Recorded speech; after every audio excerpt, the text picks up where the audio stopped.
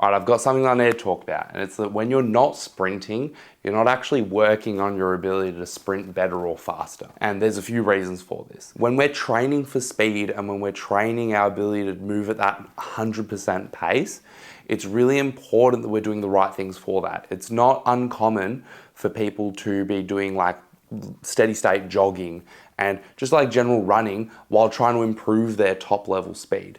Any speed improvements through that kind of training isn't actually improving your top speed, it's just improving your ability for your body to use oxygen to create energy. While that's not unuseful, a lot of the time when people are trying to improve top level speed, they miss out on this whole other section of what it contributes to their speed without even knowing it. So let me explain why this is the case.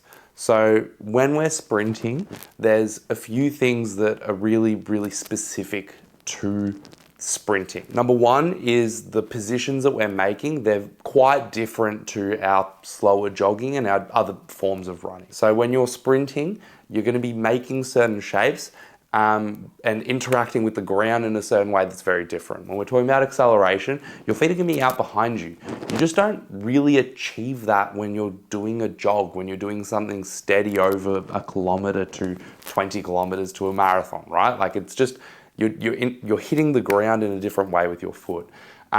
Your body position is going to be different. Your muscles used are also going to be slightly different because of that different positioning. The second thing that's really specific to sprinting is the use of our neural system. So when we're sprinting, we need to fire messages from our brain to our muscles very quickly.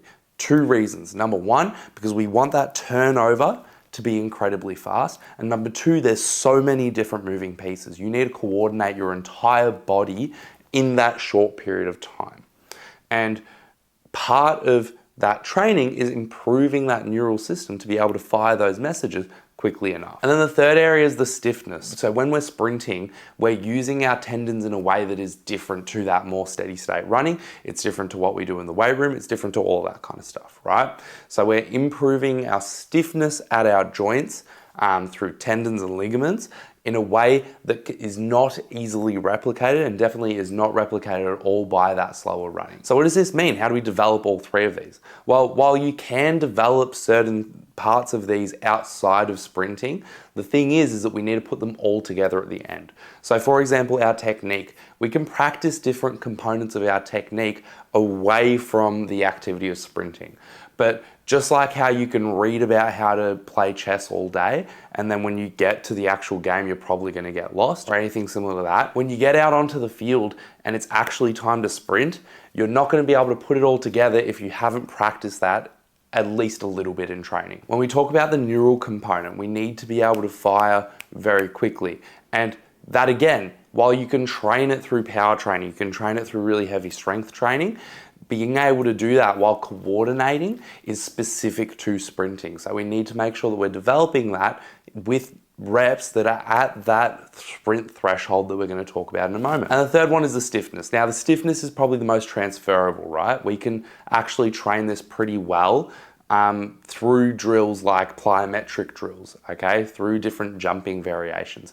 We are able to develop that stiffness, and that's what their primary use is. I wouldn't say that you should only sprint and get rid of those drills because we're able to do that at a higher velocity.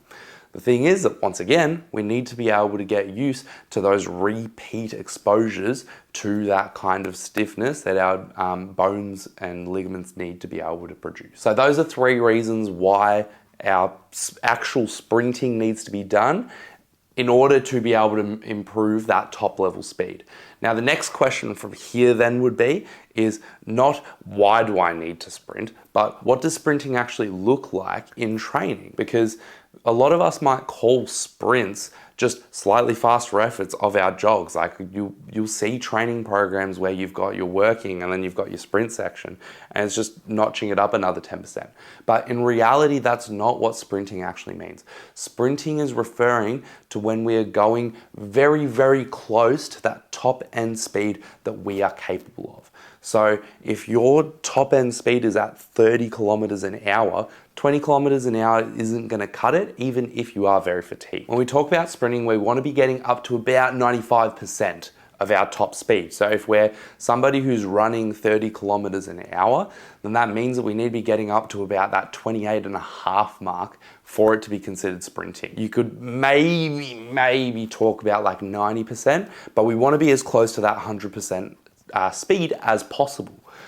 So this means a couple things about our sprint training. Number one, it means that when we are completing our sprint training, that we need to make sure that we are well rested going into it. We cannot go into our efforts already fatigued, because it is going to be impossible for you to get up to that 95% mark.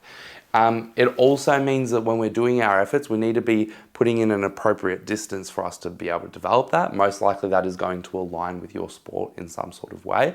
And it means that we need to make sure that we're giving each effort the appropriate respect that it deserves to be able to put in that effort. And the simple fact of it is that if you don't do these things, then you are not going to be sprinting. You are much less likely to actually develop that top end speed, and you are not going to achieve the goal that you think you are achieving by going out jogging. So make sure if you have a goal to improve your top end speed, that you incorporate some sort of sprints into your training.